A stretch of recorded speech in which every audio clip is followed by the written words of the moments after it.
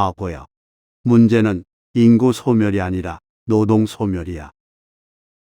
인구의 사회적 성격과 출산 육아의 개인적 성격의 모순. 뉴욕 타임즈가 한국은 사라지고 있는가라는 제목의 사설에서 현재와 같은 저출산이 지속되면 한국은 흑사병이 창궐했던 14세기 유럽이 겪었던 수준의 재앙적인 인구 감소를 피할 수 없고 이로 말미암아 심각한 위기에 직면할 수 있다고 경고했습니다. 2023년 통계청 추계에 따르면 향후 50년 동안 한국의 인구는 최소 30% 줄 것으로 전망된다고 합니다. 그러므로 인구 감소의 속도와 규모 면에서 21세기 한국은 흑사병 이후의 유럽과 비견될 만합니다. 당연히 인구 소멸의 근본적인 원인은 출산율의 급속한 하락입니다.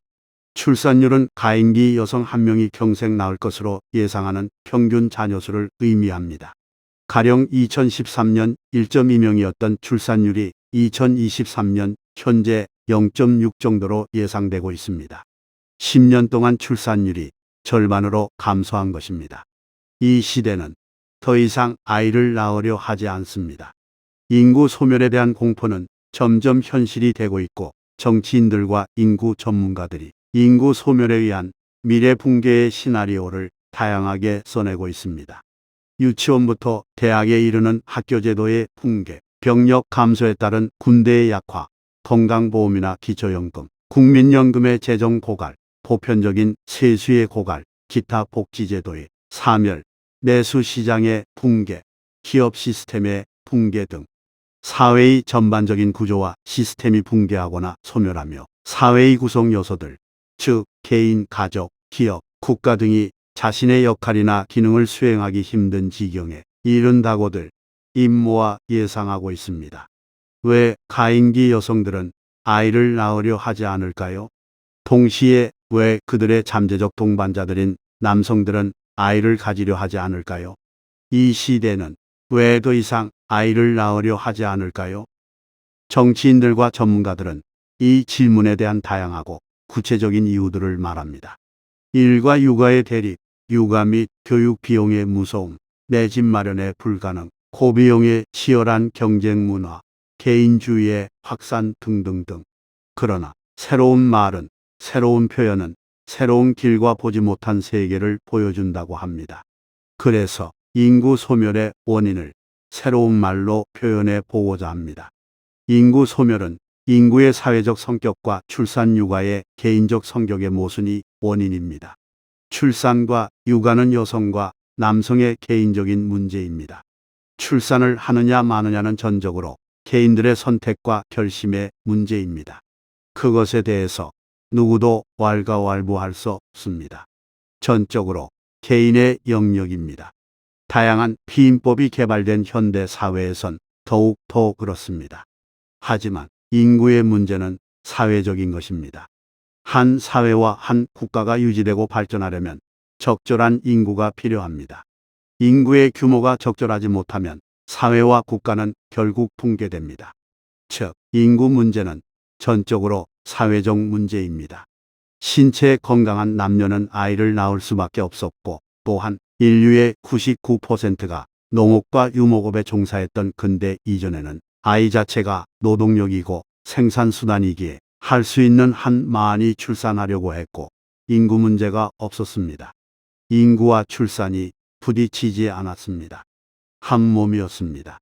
그러나 과학적인 피임법이라는 기술의 발전과 확산, 근대 자본주의 탄생 이후 전통적인 대가족 제도의 붕괴, 개인 노동 개인주의의 등장과 확산은 인구 문제의 사회성과 정면으로 부딪히기 시작했습니다.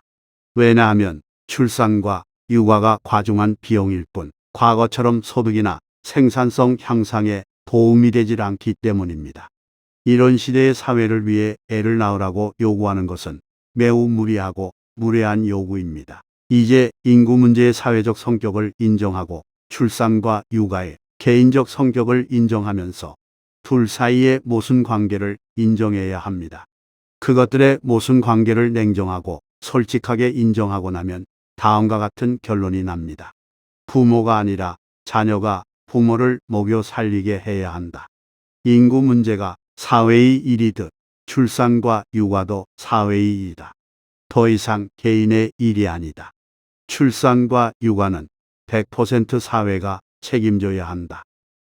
북유럽을 중심으로 서유럽이 인구의 사회적 성격과 출산 육아의 개인적 성격의 모순을 인정하고 이 모순을 해결하기 위해 출산과 육아의 모든 비용을 사회가 책임지는 제도적 개혁을 하면서 다시 출산율이 증가하며 인구 문제를 해결해온 역사를 들여다봐야 합니다.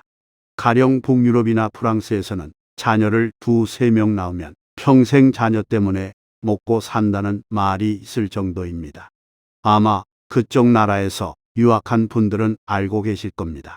역설적이게도 부모가 자녀를 먹여 살리는 것이 아니라 자녀들이 부모를 먹여 살린다는 것입니다.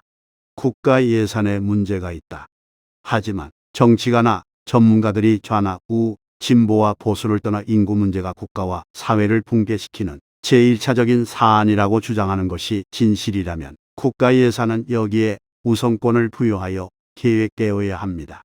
이것은 비용이 아니라 투자입니다. 경제 발전을 위해 사회 간접 자본에 대한 투자가 필수이듯이 출산과 육아에 대한 예산은 비용이 아니라 가장 시급한 투자입니다. 2~3명의 자녀가 부모를 먹여 살리는 구조를 만들지 않으면 절대 인구 소멸의 문제는 해결되지 않습니다. 찔끔찔끔 관련 비용의 비중을 높여봐야 골든타임을 놓칠 뿐입니다.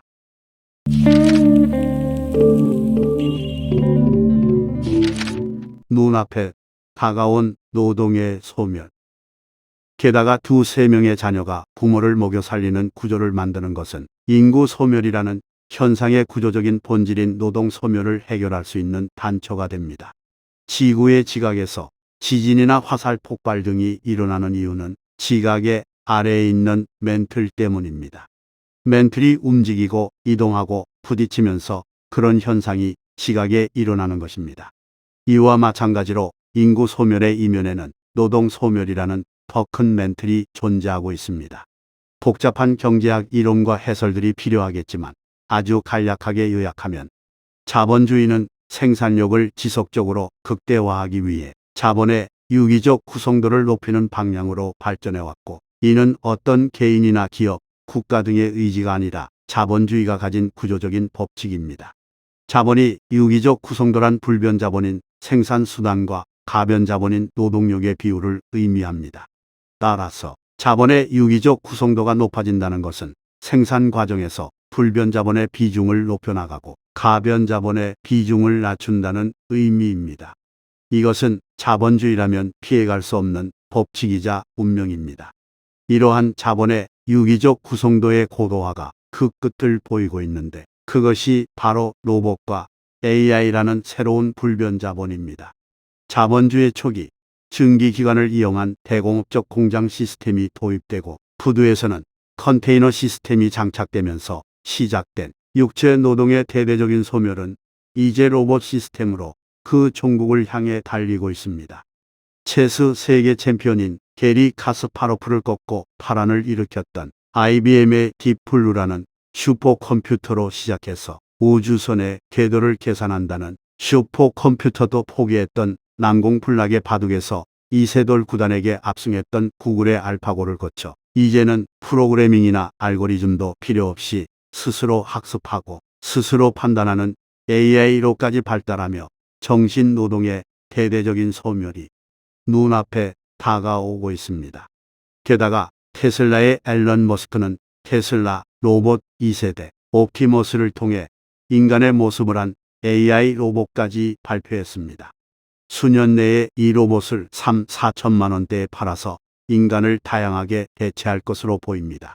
이미 지난 수십 년간 진행되어 왔던 육체노동과 정신노동 모두를 포함한 노동 소멸의 시대가 그 완성을 보이고 있습니다. 끝내 정신노동까지도 소멸하고 있습니다. 1776년 자본주의의 아버지 아담 스미스가 국부론에서 최초로 체계화한 노동가치로는 노동만이 가치를 만들어내며 그 가치를 화폐로 표현한 것이 가격이라는 자본주의의 출발점을 만들어냈습니다. 아담 스미스의 노동가치로는 칼 마르크스에 계승되어 그의 자본론의 근간이라고 할 수 있는 잉여 가치론의 전제가 되었습니다. 노동이 자본과 이윤의 기초가 된 것입니다. 이렇듯 노동은 좌파에게나 우파에게나 자본주의의 최소 세포 단위로 인정받아왔습니다. 그리고 근대경제학의 출발점이었습니다. 그러나 약 250년이 지난 지금 자본주의의 근간이었던 노동이 소멸되는 시대가 왔습니다. 그 끝이 보이기까지 합니다. 자본주의의 아버지인 아담 스미스의 노동가치론과 반자본주의의 아버지인 칼 마르크스의 잉여가치론에 의거하면 이러한 노동 소멸은 반드시 자본주의의 붕괴로 이어지게 되어 있습니다. 그러나 저는 이러한 이론적, 정치적 논의는 다음으로 미루겠습니다. 오늘은 현실의 얘기만 하고자 합니다.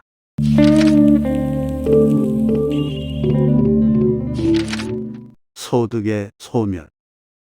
자본주의 안에서 노동의 소멸은 소득의 소멸로 이어지게 됩니다. 게다가 이것은 일시적 공황이나 경기순환에서의 불황기에 나타나는 소득의 소멸이 아니라 구조적이고 지속적인 소득의 소멸입니다. 인구의 대다수가 소득의 소멸에 시달리게 됩니다. 그리고 이러한 소득의 소멸은 시장의 붕괴로 이어지게 됩니다. 구매력을 가진 소비 집단이 사라지기 때문입니다. 기업과 사회는 인간의 노동이 아니라 로봇과 AI의 대체 노동을 통해 필요한 이윤을 만들어낼 수 있는 것처럼 보이지만 결국 가치들의 교환 시스템은 그것을 소득으로 구매해주는 최종 소비자들, 구매자들이 있어야 완성됩니다. 로봇과 AI의 대체 노동을 통한 대량 생산은 교환 시스템의 제일 하단에서 최종 상품을 구매해주는 소득자들이 없으면 지속될 수 없습니다. 시장은 생산, 판매, 구매의 순환고리입니다. 마지막에 고리인 소득을 가진 소비자들이 없으면 시장은 붕괴합니다. 기업 간 거래만으로는 시장이 유지될 수 없습니다. 자본주의가 유지될 수 없습니다. 그래서 이를 알고 있는 테슬라의 앨런 머스크나 마이크로소프트사의 빌 게이츠 등은 초고대 기업과 거대 기업들이 각 국가들과 합심하여 기본소득을 만들고 이를 무노동 서민층에게 뿌려야 한다고 주장하고 있고, 이제는 로봇이나 AI를 연구하고 제작하는 기술자들도 세계 인구 대다수가 소득을 창출하는 노동을 할 수 없게 된다면서 노동과 상관없는 기본소득을 준비해야 한다고 주장하고 있습니다. 노동이 급속히 소멸해가는 시대에 무노동 기본소득이 점점 절실하고 필요한 시스템이라는 인식이 넓어지고 있습니다. 게다가 우리나라를 포함한 전 세계는 미증유의 코로나 시대를 기본소득으로 버텨냈습니다. 특히 코로나 시대의 국가 GDP 내에서 지속적이고 광범위하게 기본소득을 뿌렸던 미국과 캐나다, 서유럽 일부 국가들과 일본은 현재 경제 상황이 더 좋아졌고 우리나라를 포함해 국가 재정위기를 운운하며 기본소득을 최소화하고 대부분 개인 대출로 전가했던 나라들은 모두 경제가 망가지고 있습니다. 이러한 대비는 기본소득에 대한 인식이 얼마나 중요한지를 보여주는 현실의 사례가 되었습니다.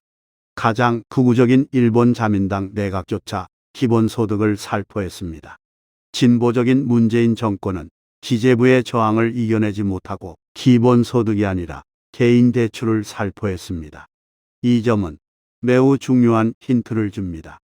이제 기본소득은 좌나 우, 진보와 보수를 뛰어넘는 아젠다가 되었습니다. 좌나 우, 진보와 보수라는 그릇으로는 담을 수 없는 새로운 시대의 아이콘이 되어가고 있습니다. 그건 마치 1858년 호주에서 처음으로 8시간 노동제가 도입되었던 것과 비견될 만합니다. 노동과 소득이 소멸해가고 있는 시대의 기본소득은 절대절명의 정책이 되어가고 있습니다.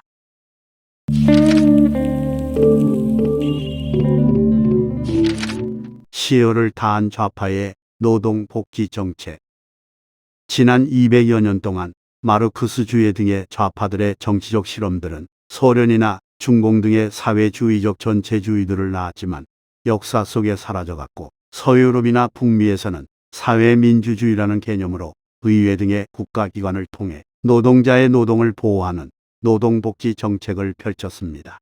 전자는 시장은 자본주의라는 비현실적 이론으로 시장을 없애며 배급 경제가 노동을 보호해 줄 것이라고 생각했지만 오히려 국가가 시장과 노동을 억압한 실패한 실험이었습니다. 후자는 시장이 자본주의는 아니다라는 현실적 접근을 통해 시장을 인정하고 노동의 공정성과 안전성을 세대주기별로 보장해주는 노동복지 정책을 완성하여 좋은 성과를 냈습니다. 그러나 이 모든 논의와 실험이 가능했던 것은 노동이 살아있을 때였습니다. 이제는 국가가 개혁이라는 이름으로 조절할 혹은 국가가 보호하고 강화해야 할 노동 자체가 소멸하고 있습니다. 서유럽과 북미가 발전시켰던 노동복지 정책은 안정적인 노동소득과 세금제도 등을 통해 가능했지만 이제는 노동과 노동소득이 소멸하고 있는 상황에서 기존의 낡은 노동복지 정책은 현실과 맞지 않습니다. 인구 대다수가 세금을 낼 소득이 없는 시대가 오는 것입니다. 이미 핀란드나 스웨덴 등은 기본소득에 대한 국민투표 등을 실시하며 미래를 준비하고 있습니다. 국가보다 더 부자인 초고대기업이나 거대 기업들이 등장하고 있고 로봇과 AI가 노동을 대체하며 노동과 소득이 소멸되고 있는 상황에선 크게 두 가지가 필요합니다. 무노동 소득, 즉 기본소득과 초거대 기업과 거대 기업의 거대한 양보. 비율과 분담률은 나라마다 지역마다 다를 수 있겠지만 기본소득의 재원은 사실상 초고대 기업과 거대 기업에서 나와야 합니다. 그리고 여기에 국가도 참여해야 합니다. 이것은 임금을 둘러싼 노조와 기업 간의 대결 구도와는 전혀 다른 구도입니다. 기업들의 이윤 시스템의 맨 말단에 구매자가 사라졌기 때문입니다. 기업들은 이윤을 높이기 위해 노동을 소멸시키는 대신 이윤 시스템을 완성하게 만들어주는 구매자까지 소멸시켰습니다. 따라서 이제는 노동의 대가로 개별 노동자에게 임금을 주는 것이 아니라 국가를 통해 대다수 무노동자들에게 기본소득을 줘야 합니다. 그래야 자본주의가 유지됩니다. 세제 시스템을 통해 확보한 국가 예산이 기본소득에 쓰여질 비율, 초거대기업이나 거대기업들이 법인세나 기타 다양한 기부 등을 통해 기본소득에 쓰여질 비율은 매우 정교하고 정치적인 결정일 것입니다. 하지만 노동이 건재한 전제에서 고민되고 실시되었던 임금과 복지의 개념이 점점 사라질 것이고 그 자리를 기본소득, 즉 일하지 않아도 사회에게 받아야 할 소득이 채워야 할 시대입니다. 기본소득 개념의 새로운 복지가 점차 확대되어야 할 시대입니다. 그리고 이것은 기존 좌파 진보의 노동복지 개념의 무덤을 의미합니다. 물론 기본소득의 속도와 비율의 문제가 남아있지만 매우 적극적으로 준비해야 합니다.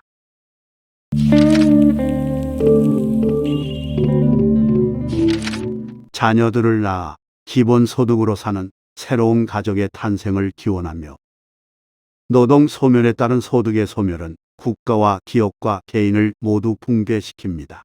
노동이 소멸해가는 시대, 소득이 소멸해가는 시대, 인구가 소멸해가는 시대, 폭망하고 있는 대한민국을 구할 방안은 따라서 자녀들을 낳아 기본소득으로 살아가는 새로운 가족을 탄생시키는 것입니다. 국가도 기본소득으로 출산육아에 대한 사회적 책임을 다해야 하며 기업들도 노동을 없애서 임금을 없앤 책임을 기본소득으로 져야 합니다. 이것을 준비하지 못하면 대한민국은 없어질 것이고 자본주의도 붕괴할 것입니다. 이것은 기존 좌파나 우파, 진보와 보수의 아젠다를 뛰어넘는 새로운 영역입니다. 왜냐하면 건강하고 단단한 노동의 세대주기별 보호와 안정화에 기반한 좌파의 노동과 복지 개념이 무너지는 것을 의미하며 또한 국가보다 더 부자인 기업이 임금을 줄인 대신 기본소득을 통해 자신의 시장과 이윤을 지켜야 한다는 새로운 우파적 발상 전환이 동시에 필요하기 때문입니다. 자녀들을 낳아 기본소득으로 살아가는 새로운 가족, 새로운 사회를 준비해야 기업도, 사회도, 개인도 생존할 수 있습니다.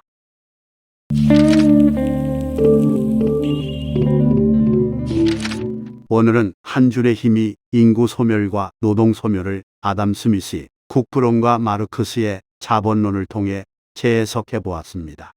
그리고 자녀들을 낳아 기본소득으로 살아가는 새로운 가족과 사회를 만드는 탈좌파적이면서 새로운 우파적인 대안을 만들어 준비하지 않으면 자본주의의 붕괴를 막을 수 없지 않을까 싶습니다. 마르크스는 말했습니다. 공산주의는 일하고 싶은 만큼 일하고 가져가고 싶은 만큼 가져가는 사회다. 이는 고도의 생산력과 기술, 그리고 초거대 기업이 자신의 생존을 위해 거대한 양보를 하지 않으면 불가능합니다. 오늘도 시청해 주셔서 감사합니다. 구독과 좋아요, 알람 설정은 채널의 에너지입니다. 좋은 하루 되세요.